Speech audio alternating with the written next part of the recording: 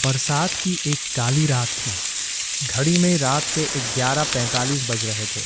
Station पर सन्नाटा पसरा हुआ था। केवल एक पुरानी एक्सप्रेस ट्रेन प्लेटफॉर्म पर खड़ी थी। उस ट्रेन में मुश्किल से 10-15 यात्री थे।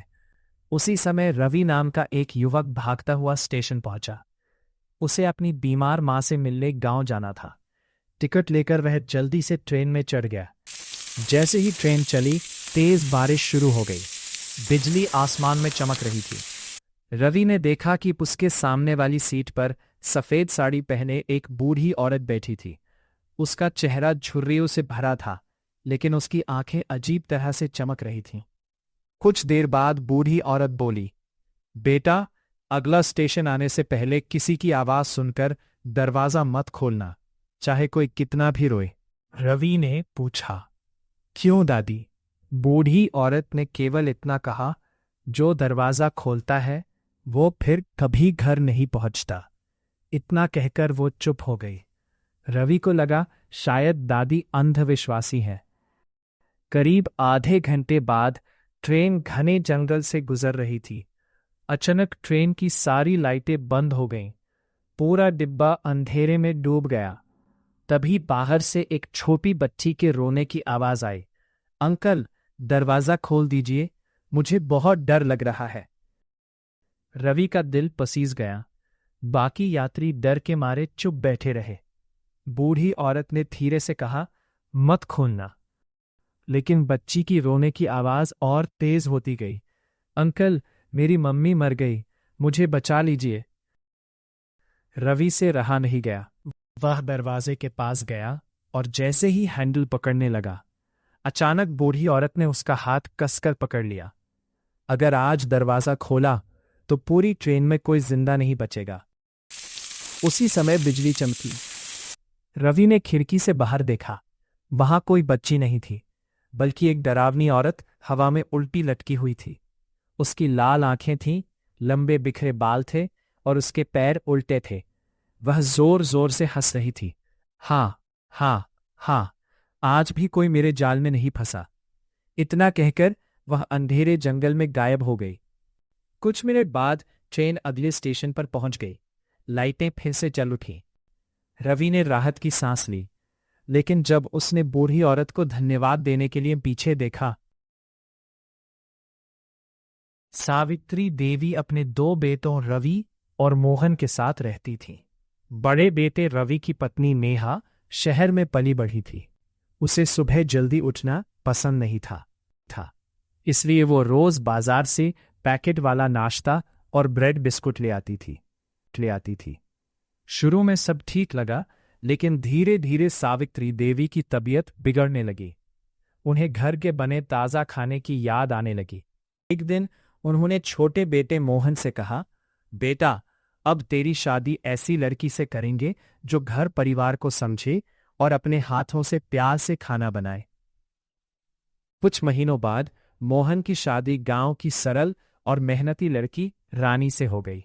शादी के बाद नेहा ने रानी को रसोई दिखाते हुए कहा, यहाँ गैस है और ये तैयार मसाले हैं, बस इन्हीं से खाना बना लेना। रानी मुस्कुराकर बोली, दीदी, हमारे गांव में तो मसाले खुद पीसते हैं। अगले दिन रानी सुबह सुबह बाजार से ताज़ी सब्जियां लाई।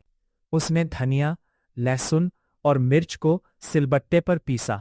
जब उसने बाजरे की रोटी, दाल और हरी चटनी बनाई तो पूरे घर में खुशबू फैल गई। सावित्री देवी ने खाना खाकर कहा, बेटी, ऐसा स्वाद तो बरसों बाद मिला है।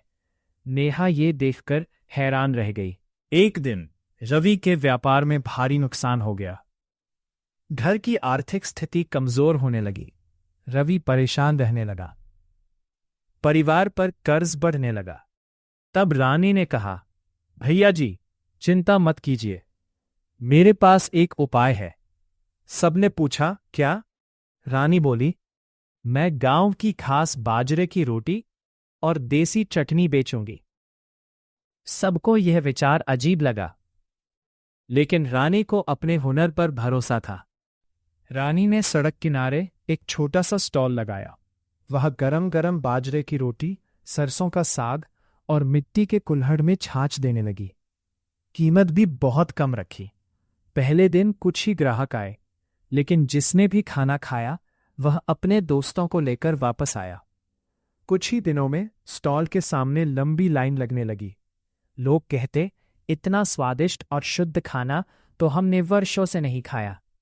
सोशल मीडिया पर भी रानी के खाने की चर्चा होने लगी। कुछ महीनों में रानी का छोटा स्टॉल एक बड़े रेस्टोरेंट में बदल गया। रवि का सारा कर्ज उतर गया और परिवार फिर से खुशहाल हो गया। एक दिन नेहा ने रानी से कहा, बहन, मैंने हमेशा सोचा था कि आधुनिक चीजें ही सबसे अच्छी होती हैं, लेकिन तुमने सिखाया कि मेहनत, सादगी और ताजगी का कोई मुकाबला नहीं। रानी मुस्कुराई और बोली, दीदी, खाना सिर्फ पेट नहीं भरता, उसमें प्यार भी होना चाहिए। उस दिन पूरा परिवार एक साथ बैठकर खाना खा रहा था। सावित्री देवी की आंखों में खुशी के आंसू थे। उन्हें गर्व था कि उनकी छोटी बहू ने पूरे परिवार की किस्मत बदल दी। सीख, सच्ची मेहनत, आत्मविश्वास और अपने हुनर पर भरोसा इंसान को हर मुश्किल से बाहर निकाल सकता है।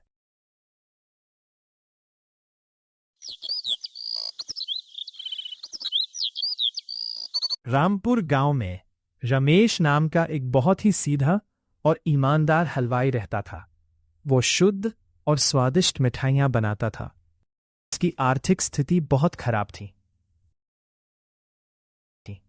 उसी गांव में एक बड़ा और अमीर हलवाई था जिसका नाम था भक्तराम। भक्तराम बहुत ही लालची और घमंडी था। वो अपनी मिठाइयों में मिलावट करता था, लेकिन पैसों के दम पर उसने रमेश की दुकान के सामने एक बहुत बड़ी दुकान खोल ली और गांव वालों को भड़े कर रमेश का काम पूरी तरह बंद करवा दिया। रमेश के पास अपनी दुकान का किराया देने के भी पैसे नहीं बचे। मकान मालिक ने रमेश को 2 दिन का समय दिया और कहा, अगर परसों तक किराया नहीं मिला तो दुकान खाली करो और गांव छोड़ दो।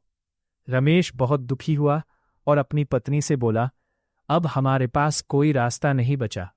कल से मैं जंगल जाकर सूखी लकड़ियां काटूंगा ताकि घर का चूल्हा जल सके। अगले दिन रमेश भारी मन से जंगल में लकड़ी काटने गया। दोपहर के समय जब वो एक पेड़ के नीचे थका हुआ बैठा था, तभी वहां से एक बूढ़े और कमजोर साधु महाराज गुजरे। साधु बाबा भूख से बेहाल थे। उन्होंने रमेश से कहा, बेटा, मैं सुबह से भूखा हूं, क्या तुम्हारे पास कुछ खाने को है? रमेश के पास खुद खाने के लिए सिर्फ एक सूखी रोटी और थोड़ा सा अचार था, जो उसकी पत्नी ने बांध कर दिया था। लेकिन रमेश ने बिना सोचे समझे अपनी पूरी रोटी साधु महाराज को आदर सहित दे दी। साधु बाबा उसकी नेक दिली से बहुत खुश हुए और बोले, बेटा, तुम्हारी ईमानदारी और दयालुता ने मेरा दिल जीत लिया।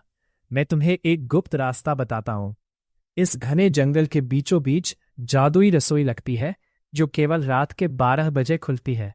वहां तुम्हें दुनिया की सबसे बेहतरीन और जादुई मिठाइयां मात्र 1 रुपए किलो में मिलेंगी। तुम उन्हें लाकर अपने गांव में बेचना। साधु बाबा के बताए अनुसार रमेश रात को हिम्मत करके जंगल के अंदर गया।